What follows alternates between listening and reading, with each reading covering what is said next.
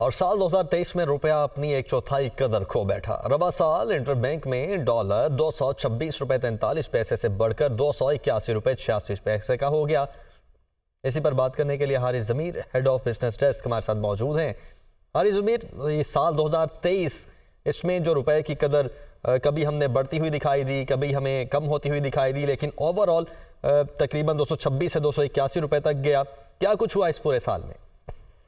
सबसे important reason तो यही कि जो हमारे जो बैलेंस ऑफ पेमेंट, मतलब जो हमारे अदायगियों का सिलसिला था, उसकी वजह से एक झटका महसूस हुआ, क्योंकि हमारे जो अकाउंट्स थे, ये जो डॉलर का जो इनफ्लोज थे, उसमें ताखीर के शिकार था। जो IMF का जो प्रोग्राम हमें जो है वो जनवरी या फरवरी में उसको अप्रूव होना था, वो जुलाई में जाके अप्रूव हुआ।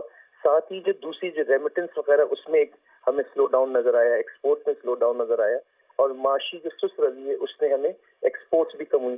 तो ओवरऑल देखा जाए तो जो है डॉलर की कदर में जो है वो इजाफा हुआ और रुपए की कदर में। लेकिन अगर एक छोटा सा उसमें अगर कंपैरिजन भी लिया जाए, जो हमारी जो डॉलर की जो हिस्टोरिक हाई था या रुपये का जो सबसे कम, वो 307 रुपये 10 पैसे था, जो सितंबर 5 को पहुंचा था।